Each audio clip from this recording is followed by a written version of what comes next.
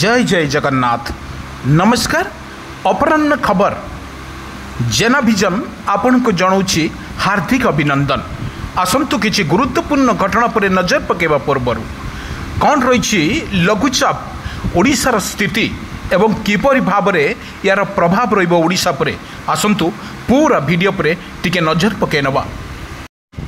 दर्शक बंधु किछि दिन है गुड़गुड़ी एवं खरा एवं उत्तप्त जिले में वर्तमान जारी रही गुड़गुड़ी। ए गुड़गुड़ी को वर्तमान चकमाचुर देवाई पुणी आश्वस्ति खबर आनी आंचलिक पाणीपाग विभाग। प्रत्येक जिले में लगी वर्षा खूब शीघ्र आसूची एक बड़ लघुचाप। यही लघुचाप पाखापाखि सबु जिले में लगी वर्षा सहित घड़घड़ी बिजुली। ए घड़घड़ी बिजुली रे किपरि ओडिशा पर यार प्रभाव रहिबो आसंतु देखि नबा। ए स्टाटस उपरे कौन रहिबो यार प्रभाव किछि वीडियो आपण मानकु देखौछु किपरि भाव रे यार प्रभाव रहिबो ओडिशा उपरे। पूरा वीडियो उपरे टिके नजर देखि नियंतु दर्शक बंधु।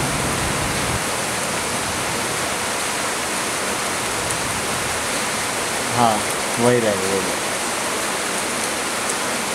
हाँ दर्शक बंधु किपरि भाव रे ये ओडिशार कलबल करिबो कारण रज पर्व ओडिशार गणपर्व कहिले अत्युक्त हम नहीं।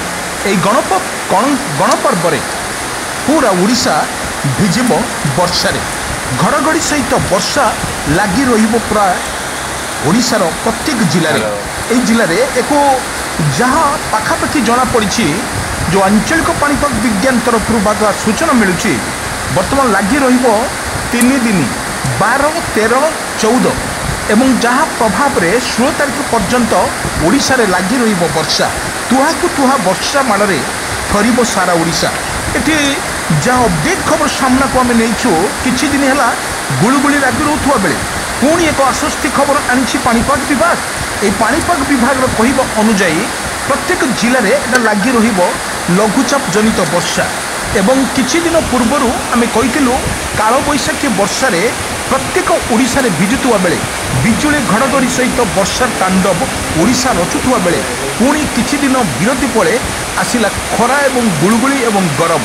ये गरम एवं गुड़गुड़ी रे लगातार भाव में 4 ରୁ 5 दिन भाव में 37 ରୁ 40 डिग्री पर्यंत सेल्सियस थिबा बेले लोक माने नाई नथिबार असुविधार सम्मुखीन होइथिबार मध्य जଣା पड़िछि। किछि जिले में हाई टेम्परेचर जोगुरु लोक मानकर सनस्ट्रोक्र मध्य प्राणहानि थिबार मध्य सूचना मिलिछि। किंतु एटी बड़ कथा हेउछि सबुठुरु उत्तप्त सहर थिला ढेंकानाल, पारादीप एवं केन्दुझर, कटक, भुवनेश्वर, भद्रक अत्यधिक जो भली भाव में ताती रही एवं जहाँ अपडेट खबर सामना को आम नहीं आपण निमंते ये जो दृश्य देखुंत बंगोपसागर में होता एक घूर्णिझड़र दृश्य लघुचाप जनित वर्षा लघुचाप हेबो एवं यही प्रभाव में किपरि रही लघुचापर दृश्य आपन देखुवे। यही भाव में किपरि भाव में यार स्टाटस रही प्रत्येक ओडिशा यार किपरि स्टाटस रही आपण माने पूरा वीडियो पर टिके नजर देखंतु दर्शक बंधु। किंतु आम कही रखुचु जो भली भाव में समुद्र अशांति फल किछि मत्स्यजीवी मानक बारण कर कारण मत्स्यजीवी माने निजर गुजराण मेंटेवाई निजर संघर्ष सहित समुद्र को जाउछंती मत्स्य शिकार करने। किंतु यही परिप्रेक्षी जहाँ तांकर अभाव अटकण अच्छी से माछ बिकिला पर से प्रतिपोषण करती। किंतु सरकार तरफ कटकणा थिले मध्य वर्तमान जो लघुचापटी आसी रजर जो लघुचापटी हबार मध्य संभावना अधिक थिबारु वर्तमान सरकार तरफ बा एसआरसी बा पाणीपाग विभाग तरफ सूचना दि जाइछि कौन सी मत्स्यजीवी माने पानी समुद्र कूल को वर्तमान जीवे नहीं एवं समुद्र भितर किसी रही मत्स्य मारे ना से जो उच्च उच्च जुआर आसबार संभावना रही कारण लघुचापटी घूर्णिझड़र प्रभाव में उच्च उच्च जुआर उठुवर टलर भुटुभुटर जो भाई आसोसिएशन तरफ सूचना दि जाइए आपण मैंने कौन सी बतत बाहर को जीवे नहीं एवं समुद्र को जीवाई बाण कर मत्स्यजीवी मानक सतर्क सूचना जारी करा जाइछि। गोटे पटर आम जो देखा लघुचाप जनित वर्षा गोटे सप्ताह थिला बेले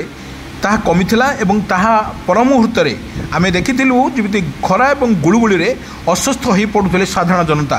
କିନ୍ତୁ ତାକୁ ପ୍ରତିହତ କରିବା ପାଇଁ ମାନେ ଯେଉଁଭଳି ପାଣିପାଗ ବିଶେଷଜ୍ଞ କହିବା ଅନୁଯାୟୀ ବର୍ତ୍ତମାନ ଲାଗି ରହିବ ଓଡ଼ିଶାର 3 ଦିନ ବର୍ଷା ସହିତ ବିଜୁଳି ଏବଂ ଘଡ଼ଘଡ଼ି କୁଆପଥର ମଧ୍ୟ ହେବାର ଯଥେଷ୍ଟ ପରିମାଣ ଥିବାରୁ ସମସ୍ତଙ୍କୁ ମଧ୍ୟ ସବୁ ଜିଲ୍ଲାମାନଙ୍କୁ ୟେଲୋ ୱାର୍ଣ୍ଣିଂ ଏବଂ ଅରେଞ୍ଜ ୱାର୍ଣ୍ଣିଂ ଏବଂ ରେଡ୍ ୱାର୍ଣ୍ଣିଂ ମଧ୍ୟ ଜାରି କରାଯାଇଛି। କେଉଁ ଜିଲ୍ଲାକୁ କେତେ ପରସେଣ୍ଟରେ ବର୍ଷା ହେବ ତା ସ୍ପଷ୍ଟ ମଧ୍ୟ କରିନଥିଲେ ମଧ୍ୟ ବର୍ତ୍ତମାନ ଯାହା ସତର୍କ ସୂଚନା କରିଛି ଆଞ୍ଚଳିକ ପାଣିପାଗ ବିଜ୍ଞାନ କେନ୍ଦ୍ର, ଏଟା ମଧ୍ୟ ଲଗାତାର ଭାବରେ ଓଡ଼ିଶା ଉପରେ ଏହାର ପ୍ରଭାବ ପଡ଼ିପାରେ ବୋଲି ସମ୍ଭାବନା ଅଧିକ ଥିବାରୁ ସେଥିପାଇଁ ଲୋକମାନଙ୍କୁ ମଧ୍ୟ ସଚେତନ କରିଦିଆଯାଇଛି। ଏବଂ ବିଶେଷ କରି ଦେଖିବାକୁ ଗଲେ କୃଷକ ଭାଇମାନଙ୍କ ପାଇଁ ଏକ ଯେଉଁଭଳି ଦିଆଯାଇଛି ଖବର, କାରଣ ଖରା ଏବଂ ଖରାର ଯେଉଁଭଳି ଭାବରେ କିଛି ପରିମାଣରେ ଫସଲ ନଷ୍ଟ ହେଉଥିବା ବେଳେ ପୁଣି ଏକ ଆଶ୍ୱସ୍ତ ଖବର ଆଣିଛି ଆଞ୍ଚଳିକ ପାଣିପାଗ ବିଜ୍ଞାନ କେନ୍ଦ୍ର। ଆପଣମାନଙ୍କୁ ଦେଖାଉଛୁ କିପରି ଭାବରେ ତୁହାକୁ ତୁହା ବର୍ଷା ମଧ୍ୟ ଲାଗି ରହିଛି। କିନ୍ତୁ ଆମେ ଦେଖିଥିଲୁ ପୂର୍ବଦିନ ଆଜି ଯେଭଳି ଅପରାହ୍ନ ଖବର ପୂର୍ବରୁ ଆମେ ଦେଖିଥିଲୁ ସକାଳର ଆକାଶ ମେଘାଚ୍ଛନ୍ନ ରହିବା ସହିତ ତୁହାକୁ ତୁହା ବର୍ଷା ମଧ୍ୟ ଜାରି ରହୁଥିଲା। କିନ୍ତୁ ଏହି ପରିପ୍ରେକ୍ଷୀରେ ବର୍ତ୍ତମାନ ଯାହା ସକାଳର ଅପଡେଟ୍ ଖବର ସାମ୍ନାକୁ ଆସୁଛି ପାଣିପାଗ ବିଶେଷଜ୍ଞ କହିବା ଅନୁଯାୟୀ 24 ଘଣ୍ଟା ମଧ୍ୟରେ ଓଡ଼ିଶାରେ ପ୍ରବଳ ବର୍ଷା ହେବ ନାହିଁ ମଧ୍ୟ ପାଣିପାଗ ବିଭାଗ ତରଫରୁ ମଧ୍ୟ ସୂଚନା କରାଯାଇଛି। ଏବଂ ଯେଉଁଭଳି କରାଯାଇଛି ଅତ୍ୟଧିକ ଲାଇଟ୍ ଫଳରେ ଏଠି ବାହାରକୁ ମଧ୍ୟ ଯିବାକୁ ମଧ୍ୟ ବାରଣ କରାଯାଇଛି ଆଞ୍ଚଳିକ ପାଣିପାଗ ବିଜ୍ଞାନ କେନ୍ଦ୍ର। କିନ୍ତୁ ବଡ଼ କଥା ହେଉଛି କୃଷକ ଭାଇମାନଙ୍କ ପାଇଁ ଏକ ଯେଉଁ ଖବର ଦେଇଛି, ଆଶ୍ୱସ୍ତି ଖବର ଦେଇଛି ଆଞ୍ଚଳିକ ପାଣିପାଗ ବିଜ୍ଞାନ କେନ୍ଦ୍ର। ଆପଣ ସମୁଦ୍ରକୁ ଯାଆନ୍ତୁ ନାହିଁ, ଆପଣଙ୍କ ଟଲକୁ ସୁରକ୍ଷିତ ରଖନ୍ତୁ, ଆପଣ ସୁରକ୍ଷିତ ରୁହନ୍ତୁ ଏବଂ ଆପଣଙ୍କର ସାଙ୍ଗସାଥୀମାନଙ୍କୁ ମଧ୍ୟ ସୁରକ୍ଷିତ ରଖିବା ପାଇଁ ସରକାରଙ୍କ ତରଫରୁ ମଧ୍ୟ ନିର୍ଦ୍ଦେଶନାମା ଜାରି କରାଯାଇଛି। ଗୋଟିଏ ପଟରେ ଆମେ ଯଦି ଦେଖିବା ବର୍ଷାର ତାଣ୍ଡବ ଓଡ଼ିଶା ଉପରେ ରହୁଥିବା ବେଳେ ଏବଂ ଘଡ଼ଘଡ଼ି ବିଜୁଳି ସହିତ ବର୍ଷା ମଧ୍ୟ ଲାଗି ରହିବ।